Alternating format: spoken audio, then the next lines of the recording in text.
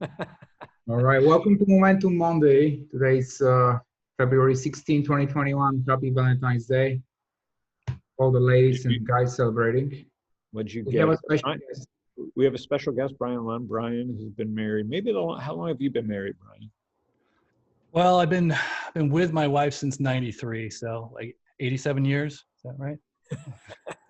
Feels like it. She doesn't watch these things, so I can say that sort of stuff. Well, I think we're longer than me. I've been married 104, and I'm wearing a spacesuit. We are now. Like this is as close as I'll get to Mars. Is this? It's like dog years. Social leverage swag that I've got. You have marriage years. 2002. That's when I think we tied the knot. Yeah, that's when Ivan came to America. Ivan? No, later than that.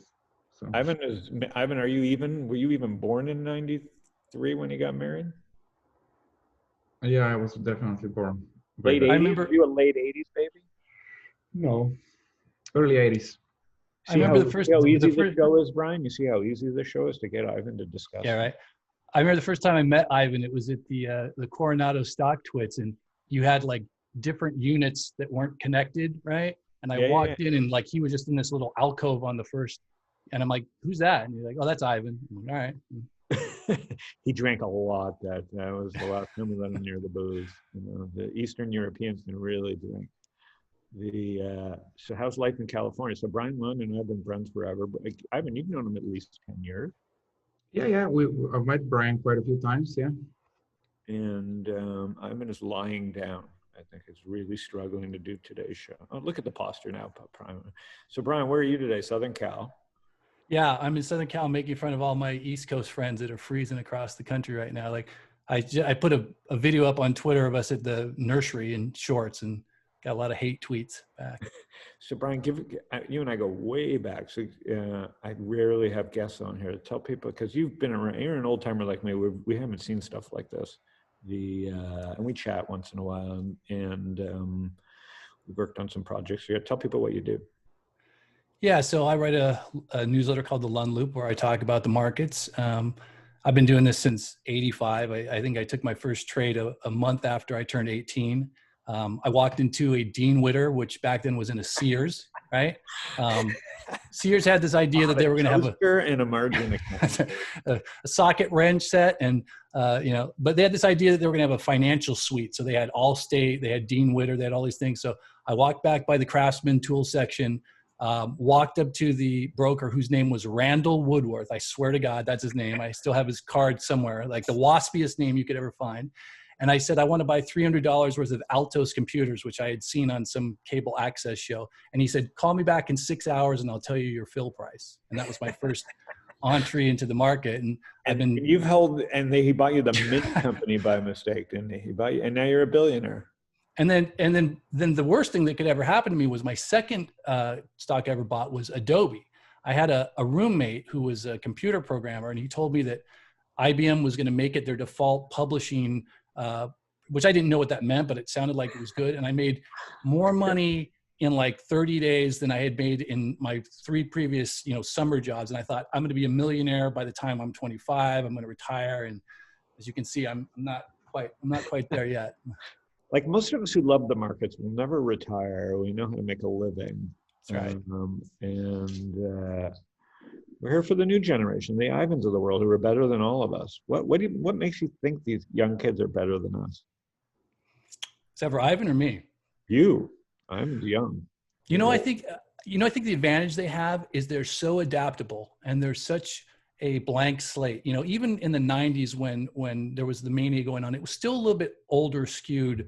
And there wasn't that, this is a generation that can just get on an app and figure it out in 2 seconds. My kids, they don't read the instructions when they play a new game. They just learn from what comes on the screen. And I think that sort of dynamic and that openness to anything is what's fueling a lot of this new generation into trading. It's why you can learn a language when you're young, but it's hard to do it when you're older because you don't have all these preconceived notions. Now, of course, people are going to get hurt, and that happens. But I think it's better to get. I was watching this UFC match last night, and there's this up and coming fighter, and she tweaked her ACL and been out for about a year. But she said, it's better I tweaked it at 22 than at 42. And I think that's the same thing. Is these people are going to lose, but they'll hopefully lose small and lose quick. And the people that figure it out and iterate it will be the ones we're talking about 5-10 years from now. They'll be the hot hedge fund managers on CNBC. Ivan, do you remember the first big loss you took, Ivan, that like shook you? Yeah, I remember it was, I think 2009, right after the bull market had just started. Maybe it was like May, June, and there was a company called AM, American Greetings, something like this, like in the paper industry. So I shorted that. I went on vacation, and then when I came back, basically my account was, deep in red. So I blew up. That's always a good move, Ivan. Short something and go on vacation. Yes, I know. I literally can't see Ivan doing that even in 2000. That company doesn't even exist anymore, but yeah, the 2009, yeah. You were right, like all of us. I can't even see you ever being that negligent. I think you made that up. It was a small account, but good learning experience, not too short. Mother Ivanhoff now has to live back in Bulgaria because of that blow up, the American Greetings blow up. Brian, do you remember, you and I've had so many, do you remember one that stands out? I totally remember. It was Oakley sunglasses. And I had been acquiring a position, listening to the narratives. And I was going to put a stop loss in, but I didn't need one because I was too smart. And Sunglass Hut came out and announced that they were closing a bunch of stores. They were sending all this, inventory back. And that was basically Oakley's main distribution channel. And I lost like 50% of my account value overnight. And then I hung on to it for like 10 months thinking it would come back. It wasn't a big account, but it was super painful. And it was a lesson, that's for sure. I never bought Oakley's again. And I remember actually building a position in that one and then being mad at them because I was so bullish and they got bought out by Luxottica for a premium. Right. But I was like, oh, and just think about that now, Sunglass Hut, like that story. Stock would have gone up. They would have said, oh, we can move our business online. Right. Now it's the other way around. Oops. All right, Ivan's basically. I'm just checking the Luxottica. How are they doing? What was the symbol? I think they changed it. Ivan just gave us the hook. He said we've run out of time. Yeah, right. He's that's the light at the comedy store, right? Get off. Yeah. The stage. Can we see a chart instead of you two knuckleheads? What was the symbol for Luxottica? Maybe they got bought out. I don't think they're public anymore. Oh, they're not? Oh, interesting. It was the roll up. I could be wrong. Every glass with that stock. You could pull up any ticker. Just pull up a ticker. It's at an all-time high. It was a record all-time high. JC said we literally had the most 52-week highs of all time last week. And so we're all kind of trend followers here in many ways. Have you seen breadth like this before, Brian? I haven't. And, you and I were talking earlier today, it's not just in it's not in the traditional stock market, right? It's in crypto. It's in these digital assets. It's in the sneaker market. I'm sure you're seeing it with Rally Road, right? I'm sure it's in collectibles. I call it the tradification of society. And I think that's what's happening is people, I've got a great aunt who's 67, she's retired, and she can tell you what the hot Corningware, those vintage dishes from the 60s, which the hot patterns are, because she finds them at yard sales and then sells them on eBay. So all different parts of this society now are learning, whether they know it or not, they're learning the game of trading. And look at eBay. eBay's back. Like that. Yeah, it is back. Of eBay, like I haven't pulled it up. Ticker, probably an all-time high. Yeah. I'm a little slow. Oh, that setup looks phenomenal, by the way. That could be that's my lucky trade of the week. That's going much higher. I'm owning that this week. Okay, Brian, you can come back anytime. Name another ticker, Brian. Tell us another story, Brian, Uncle Brian. Yeah, the EV space is pretty hot. Ivan, that setup looks phenomenal. Yeah, Melly is also looking good, yeah. And the whole space is hot. Etsy, I think, they report earnings soon. It's too new. I'm going old school. eBay is like Corning, is like your aunt's glassware, but for stocks. All right, eBay 40 billion. Setup at all-time highs. Let's check on PayPal. 350 billion. That was quite. Where's eBay at valuation? I'm going to start using eBay. I'm going to start selling my kids stuff on eBay. We're starting now. Yeah, you should try with stocks and in SPACs and eBay. How it works out. I'll have some exciting news next week about that stuff. All right, so we've already pulled up 3 stocks at all-time high. What amazes me is the breadth. Ivan, give you your little spiel so that Brian and I can go back to talking. What are you Quite a seeing? few stocks are definitely breaking out. Sectors that are setting up. I think what we're seeing in the stock market and in the crypto market is just a side effect of rising inflation expectations. Interest rates are going up. The US dollar is going down, and then basically anything else, real estate, crypto, stocks, are just going up.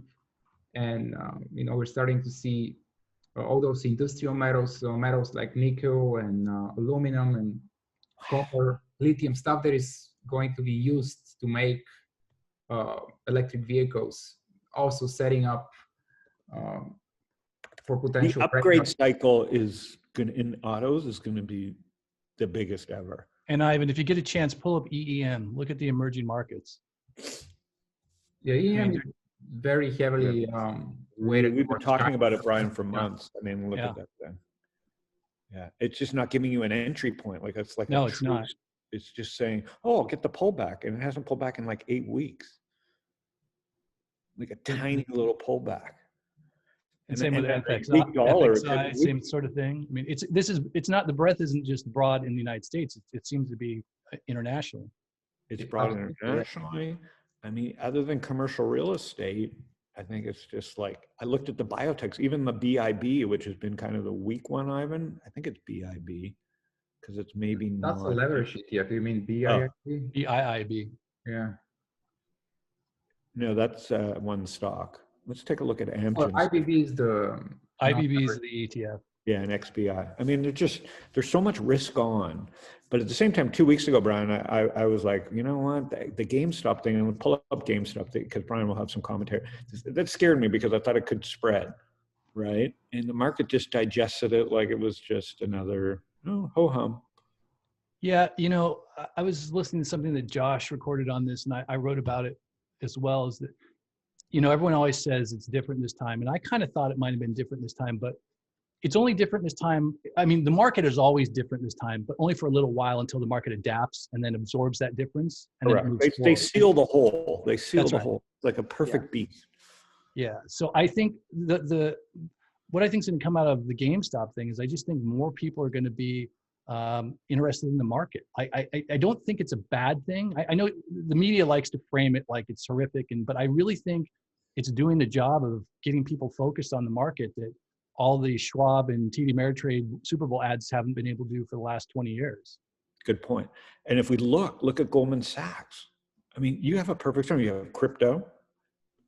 You have the financials, SPACs. SPACs are, I'll talk about next week more, but SPACs are basically like home game. It's like truly, Kramer used to talk about home gaming. But now everybody can be a hedge fund. And I'm not saying manage your own money, but pick people to manage your money by stock, right? You can speculate on the GM. Basically, SPACs are like GMs. How about this? Pull up. But Ivan, look at that Goldman Sachs. I gave you, it was a perfect pullback. I mean, this stock's going much, much, much higher. Ivan, pull up IAI. So that's the broker dealer ETF. I mean, it's right. JC's been talking about that too. Fuck, I should have bought that. Yeah, that looks great too. Yeah, especially the Chinese one have been. Future. This thing went bananas. This is like Tiger, and then Tiger, and then XPI in Brazil, with XP in Brazil. And then another one I was looking at, that looks great. That really looks great. And I've heard great things about XP. And then if you looked at, what was I going to tell you, Ivan, on the brokerage side? Even Schwab breaking out at 100 billion, but I'd rather go with something with a little more modern feel. But man, Goldman you got Goldman, Bitcoin, and it's weird. Like the enemies of my enemies are all all-time highs. Like there's so much disruption in money, and then you throw in PayPal, and then you throw in something like even eBay, which is kind of the old dog, eBay, Etsy. Wow. That's the thing about Goldman Sachs. I mean, is there any company that's evolved and adapted more than that company, right? It's probably just not. I make fun of it and I hate it, but they have evolved to be where they're at and to be part of the game. I mean, they did get saved It's, in yeah. 2008, Oh yeah, right? that thing. Yeah, forgot about that. And they're skank of America. All right, Ivan, what else looks interesting on a swing trade for you? I mean, a lot of things. Solar stocks are continuing to look. What do you like? What do you like? I like for solar, even though I think valuation-wise, even though no one cares about valuation, it's the cheapest out of them. But probably because it has the highest market cap, no one really, the traders don't care about it. But it has the most reasonable valuation in the hot sector. The Chinese one, JKS, is looking super tight, setting up here. Highly shorted. That looks good. Yeah, looks nice. Some power. And I think you're going to see SPAC activity in the solar space now. Yeah. Okay. So SunPower. Yeah. I think you're going to see a lot of new companies get SPACed in this space. I mean, Okay. there's so many SPACs, like 65% of all the SPACs don't even have a merger candidates. And from what I read, if you don't find a candidate, the sponsor is losing their equity stake, the 4% that they put down. So Ivan says that like he knows something that I don't know. He's jinxing me. So next up, Brian, like Ivan, you read it, but Brian has this great. How much is it a month, Brian? $10 a month or something? Yeah, $10 a month. Okay, if you're not buying Lund, you're crazy. So what stood out to you this week, Brian? Well, this week what I talked about this week was you can yellow tickers because Ivan works for us at this point, so he can just pipe in a ticker. Yeah, it wasn't so much ticker specific as it was technique specific. I was talking about BTFP, right? And I was talking about how that's not a bad technique if people know the D part, right? And in fact, Ivan actually helped me out, and I referenced him in the Lund Loop this week. Is that if you just set up some sort of methodologies for buying the dip, whether it's on a weekly basis or a daily basis or whatever, you're going to just do much better, and you're going to have less of a chance of getting shaken out. Because like if you watch the market during the day, it's almost like a pattern, right? You see these violent down moves, and all the old school people say, oh, here we go, right? But all the new people, they just rush right into those dips and they come back up. So I just think if you can be a little less indiscriminate in how you approach those dips, you're going to be in the game a lot longer. And so that's basically what I talked about in this week's Lund Loop. Yeah. And then since you've been around, since you've been around so much, Ryan, what's your take on there's a really good Vlad. They invited him into the Wolf's Den because, Chamath, I've been talking to Chamath, but Chamath and Jason had Robinhood on. And then I saw that Apex is filing to go public as well, or not as a SPAC. But what was your take on the Robinhood? I call it it was more of poor communication. But what do you make? Conspiracy theory, hedge fund following Robinhood. You know the story. So like, what's your gut? I don't think there's anything nefarious going on. Here's what I think is the deal with Robinhood. It's really brokers are really highly regulated, as you know, right? But it's the first broker that really kind of did stuff without asking permission. I mean, I know they have to go through all the regulatory stuff, but just they took a new approach and it got a lot of people excited and everybody was really into the new approach. They took the approach of a tech company, right? And there's going to be bumps along the way. There's going to be things that are going to happen. And I just think they ran into something that was kind of an outlier event. They'll be smarter coming out of this, definitely. I think they were very humble.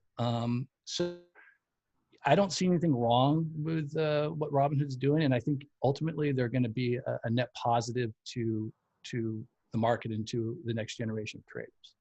Ivan, but you didn't flinch. You still have an account there, and you're happy. Yeah, I still have an account. I mean, I have a couple of different accounts with different brokers. Definitely, I want to have two of them because sometimes one of them doesn't work. Yeah. Most of the time it's Robinhood, but I'm so far I'm happy with them. The one thing I was going to bring up this week was the VIX. It seems to it's hit a lower point than pre-COVID. Yeah, hit right below 20. Yeah, right below 20. I don't know if you can. Is it XIV? What do we pull up? VIX? I don't know if maybe they have a VIX sticker here. No, they don't. I don't know how they. Let's see. Anyway, so VIX, the VIX, it just feels like we could just go on a melt up here. I know it's crazy, but if I pull up, like I look at Zillow, which traded at 30, pull up Zillow, and obviously I've been bullish on this, and I'm starting to sell more here. But these are like breakaway gaps.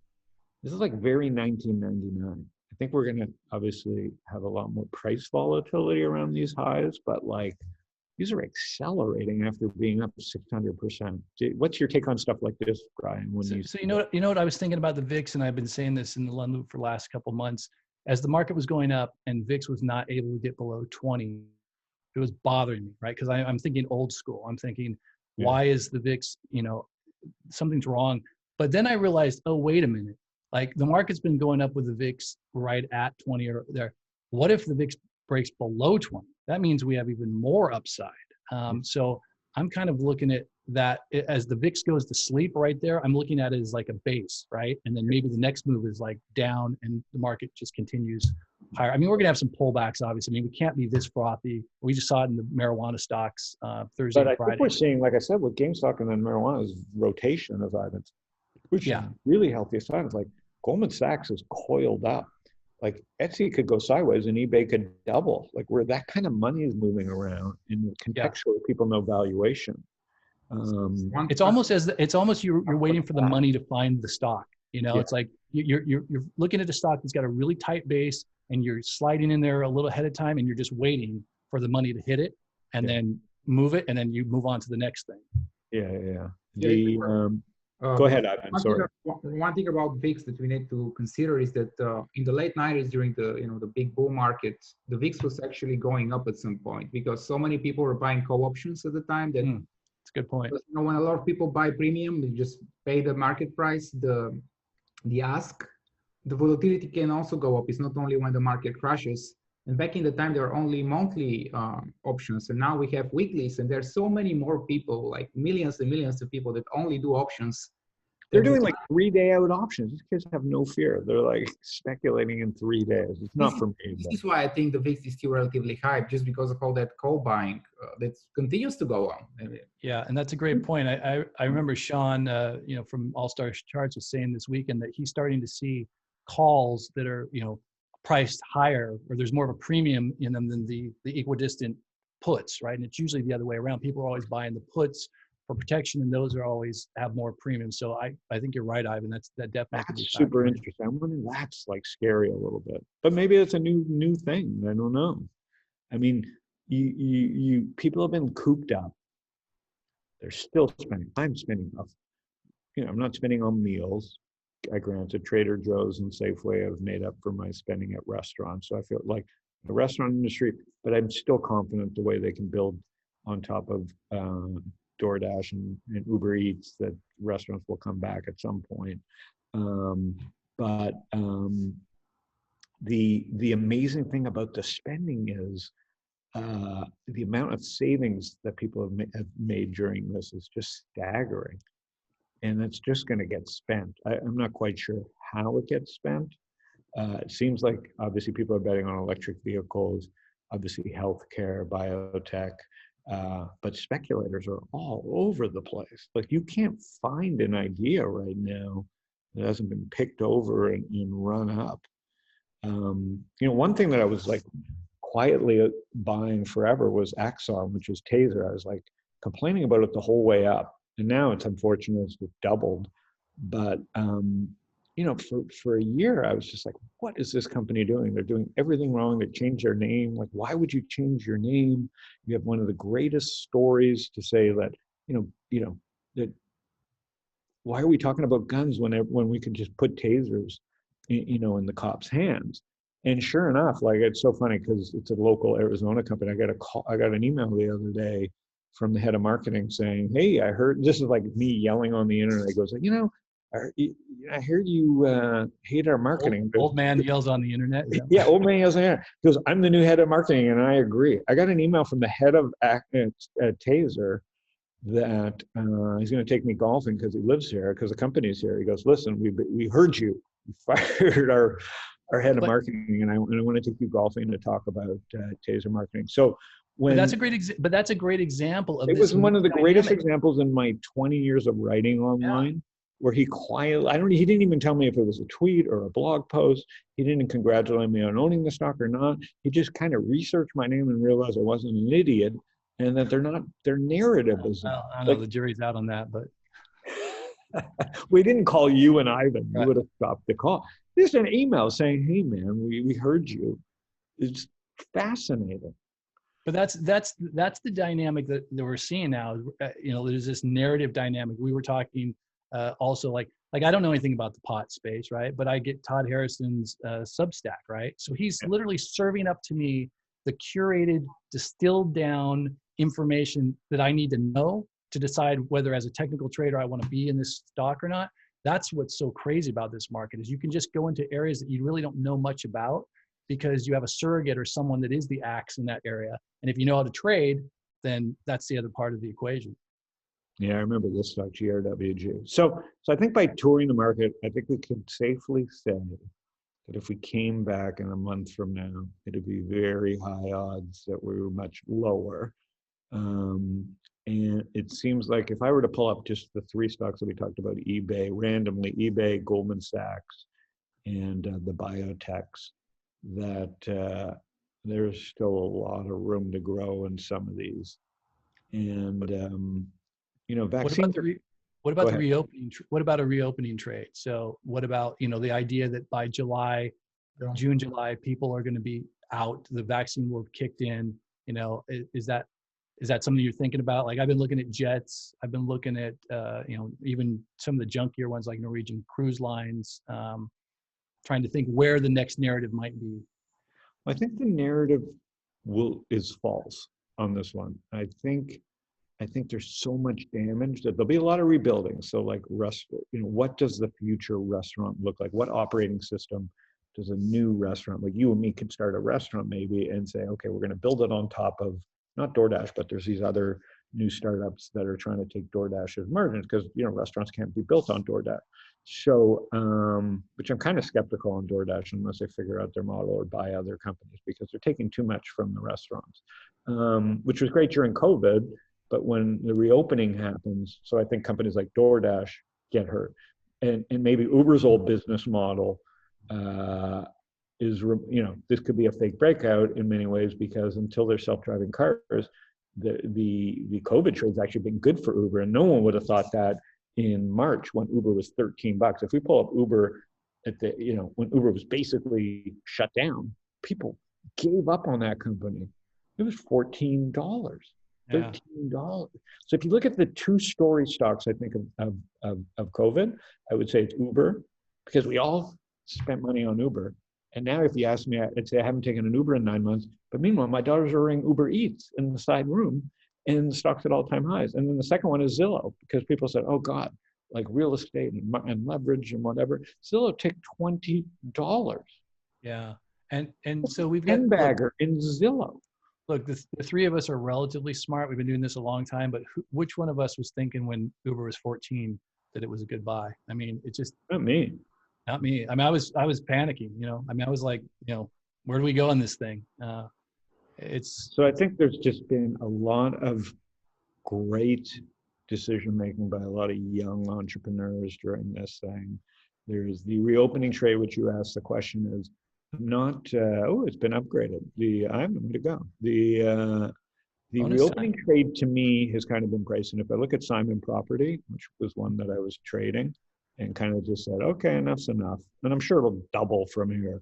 But I'm like, you know, it's been such a good little reopening trade, but now that we're on the verge of reopening, I still think science, healthcare, you know, some of the companies that I'm hearing about on my podcast, like Carbon Health, like some of the fastest growing health companies of all time will come out of COVID, obviously. So I'm gonna keep playing digital.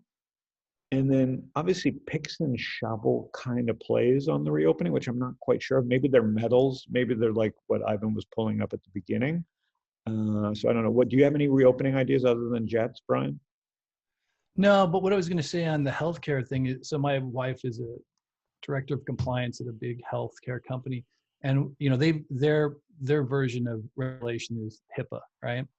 But I find, like, from what I'm seeing at her company and some of the new innovations, they're much better at adapting, or they're adapting faster than, like, you know, the brokers did in the regulated space. So I think there is a lot of potential efficiency in the healthcare industry that's going to be kind of exponential as it gets going. Yeah, healthcare and education, the two biggest fucking parts of GDP. Yeah. That those seems to be trades. I thought Zoom is starting to act well, even despite the reopening. And I think the narrative there has been wrong that like then the reopening will be bad for Zoom. No, that's a verb and that's a habit. And if you look at Goldman Sachs, they wouldn't be where they are if they didn't have Zoom. All the banks, you know, the SPACs and everything getting raised are happening on Zoom. Yeah. You know, trillions Zoom, of dollars are getting transacted on Zoom. Yeah, Zoom's breaking out of a week-long downtrend. It's been in a nice downtrend breaking. And I think I like Nvidia too. I like Nvidia's breaking out of Just a nice. broke out, yeah. Because Yeah, they're just also a crypto play, right? Because they're processors for mining. And with crypto breaking out, it's really my favorite poor man's crypto play, but everybody else is trading MicroStrategy. And The but big news on I'm just sticking with Bitcoin as my Bitcoin. Look at this, buy a blockchain. Jeez. The big news on Nvidia is they're buying that. They're trying to buy that British chip maker, the one that's agnostic to everybody. ASM. And, yeah, and if they can pull that off, that's going to be quite a coup. Yeah. All right. Well, listen. If you can't make money now, you haven't been listening to us. You know, I don't. It's just semiconductors. Look at that. I mean, what was normally a cyclical business. I mean, what a trend that is.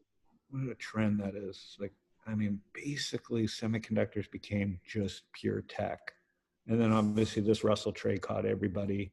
And then if you look at the IWC, Ivan, the microcaps, just bananas. These things were left for dead forever. Flat year to date. You know. These were left for dead forever, the microcaps. Yeah. All right. Well, this was fun. Ivan, did you have fun, or would we invite Brian back? Yeah, Brian is super smart, so he definitely has a lot to add. So yeah. Don't you think he's wearing the wrong shirt for this, or what do we need? What do we need to help out these Benzinga guys? You know, hold on, wait a minute, hold on. It doesn't make you happy, Howard. Hold on.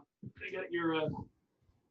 I love the Resnick. Oh, see, now there it is. Yeah, I just take Adderall, so I don't know. Unless Doctors has like an Adderall pill case, I don't know.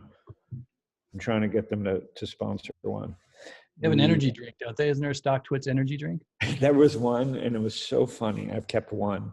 What do you use in your daily routine, Brian? What do you mean, to keep me going? Is that what you're saying? Yeah, no, products. Like, what financial products do you use to like manage your flow? So I use the Trading View, which I really like. That's, in fact, Pierce is over there, and so is Steph, I think. Yep. And their platform's really flexible, and it's really built for traders. I use IB, Interactive Brokers, for executions forever, and they never seem to go down. And at the end of the day, I use TC2000 for end of day chart. I know it's old school, but like so many charts so fast on that thing. So I wonder if young kids will ever pick that up, or if it's just not modern enough. It's, here's the thing about that. So it looks like it was built when it was built in the 80s, right? Yeah. But when my kids first started playing Roblox, I thought that looked like it was built in the 80s, and it's huge. So who knows? I mean, it's hard to say. Speaking of Roblox, Tencent has been my trade to the gaming trade, and ready to touch 100, and still, 80 or no one talks about it. I mean, what a company. All right, so everything looks good. It's kind of stupid, but we'll have you back, Brian. It is stupid. It's like I said a couple of weeks ago, you can't tell the difference between a novice and a pro in this market, because they are acting the same way and they're both getting the same returns. So it's stupid, but I'll take it while it lasts. I'm with stupid. People will dream about these days and wish they had a stupid market again like this. When the market is giving you money, don't fight it. All right, kids. This was a good treat to have you, Brian. Ivan, thanks. Thanks for having me. I appreciate it. Thank you, guys. We'll see everybody next week. Yeah.